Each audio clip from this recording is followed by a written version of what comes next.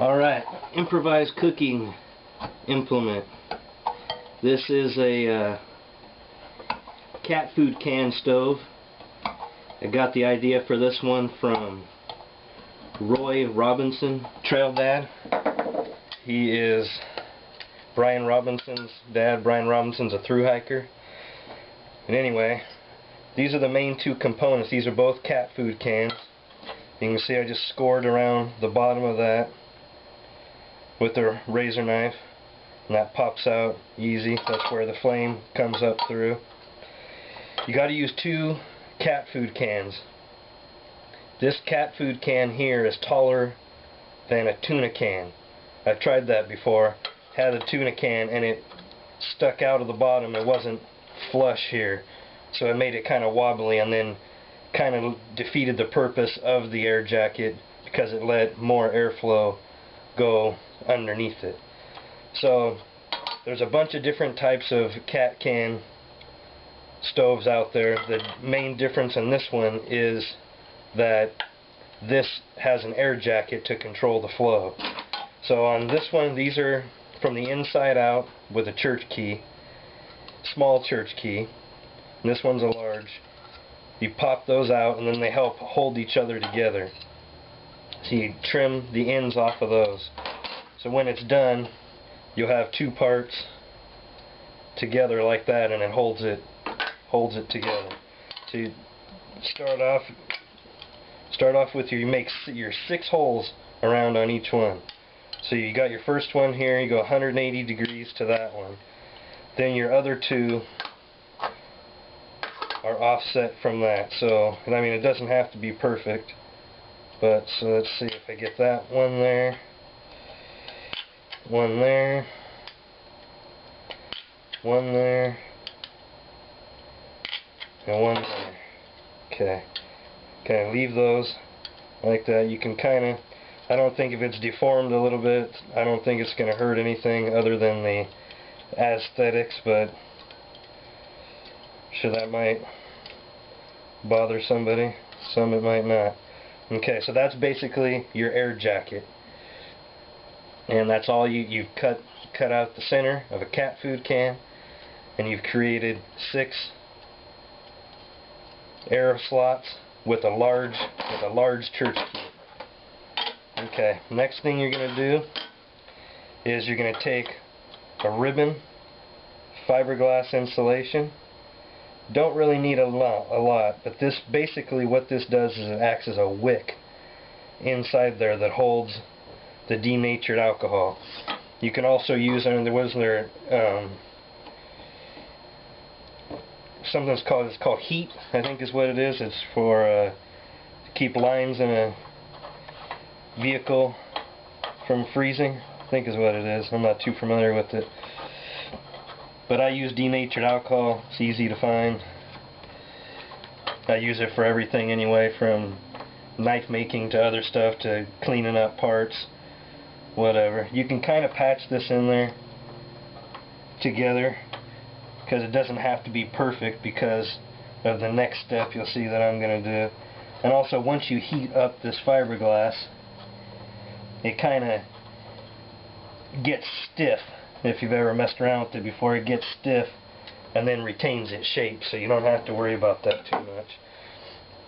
And then you can get a guesstimation, cut a little piece of some kind of mesh. I have this laying around, so a little square mesh. Can be just about anything. Doesn't have to be special. This is just some plumber's cloth. So I mean, you're going to get your rough size that you think you're going to need in there. So that should be good.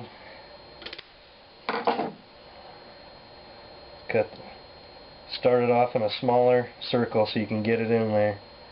Make it small like that. Then you can fit it in there, and then it'll uncoil itself. And that kind of holds your wick in there a little bit. Okay? So you can see You can still see through the holes. I'm not really above it because you want to be able to, when you're filling it up, you want to be able to see where the bottom of that is. You don't want to fill it up higher than that because then it starts running out and then you have a big fireball everywhere. Okay, so you got the inside with your fiberglass insulation. You've got your mesh in there to hold it. Then you've got your jacket here. So the only other thing you got to do is you take the two of them, pop it in there, pop that together.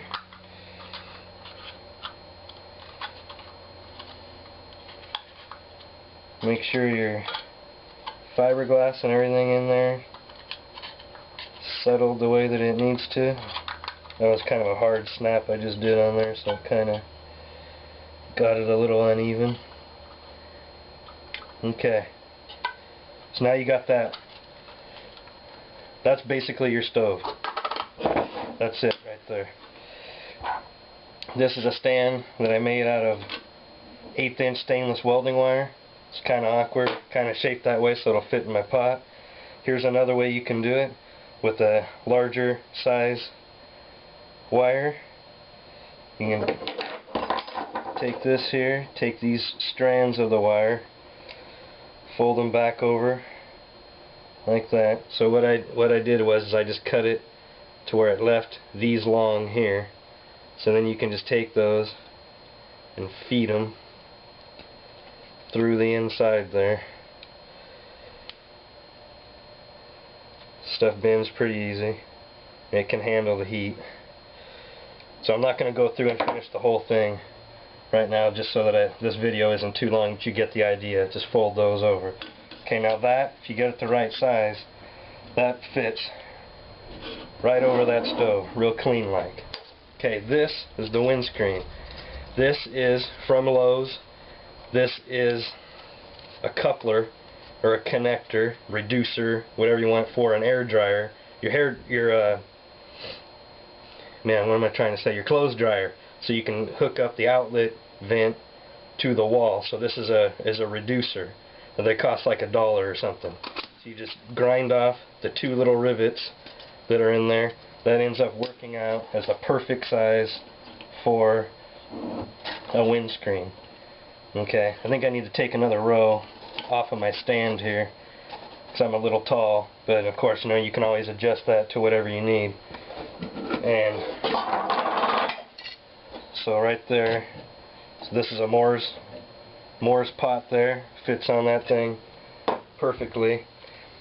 You can store your alcohol in a little water bottle. These are a perfect size because they can drop in most pots, like the 2-quart Moore's pot, or most anyone. I like that than the little squirt bottles or whatever. But the ones I like the best is a Coke bottle or something that's made for something carbonated, because these caps have a higher pressure rating. So if you're going up and down high in elevation, you don't have to worry about this leaking in your pack or whatever. It has a nice, you know, nice solid cap on it. So that's what I like the best.